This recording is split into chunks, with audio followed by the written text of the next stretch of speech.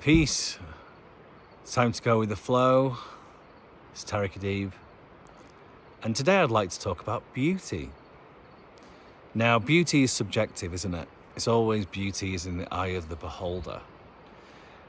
But when you go somewhere into nature, let's say, for me right now, I think this is beautiful. I mean, you've got the beautiful colours, you've got the sun.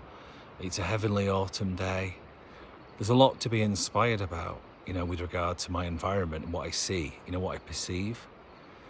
It'd be hard, I think, for anyone not to find the beauty in this, but obviously somebody could, see fault in it, for whatever reason. So it is subjective, beauty it has this aspect of perception that might mean more to someone than to somebody else, like phenomenological experience, what creates meaning for that person.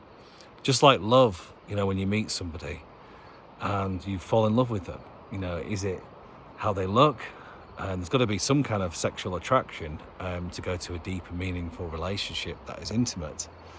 There can be, I suppose, just relationships without that, but there's got to be some attraction. There's got to be some kind of essence or aspect that makes you feel compelled to want to look at that person, be with that person, sit with that person, and ultimately make love to that person, because usually that's what would happen.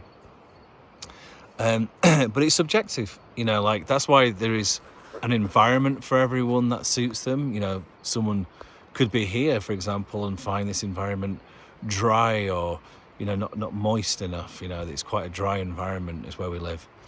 At the same time, to see these colours, it's rare. Let's say somewhere like England, even though it is very moist there, you don't get to see the colours like this because so much rain comes that all the leaves are gone. All the leaves are just, they're there for a brief moment, but that heavy rain and, the weather, the wind will just take away all these leaves. So this time of year, and that's what's very enchanting to me about seasons. Seasons have their own beauty. Again, when we're so caught in our stuff or things that we have to do, we can forget to look at the seasons, or the beauty of it. And, when you grow up in an environment that's full of nature, you get to see the colours, the changing colours, and you get to witness and experience, the beauty of each season. And that's something that really is strong for me. And that might be a conditioning, if you lived in the city and you didn't see it as much, even though there's so many cities now with natural environments that you can see it.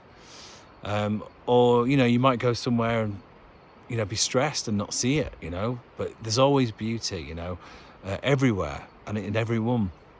And to have that artistic and curious and open-mindedness, to your environment, the people around you, being able to see the beauty in someone, even if it's someone you don't like, someone that, makes you feel angry, or, like your significant other, you start to not see the beauty in them, how they first made you feel, how aroused or excited or attracted you felt to them.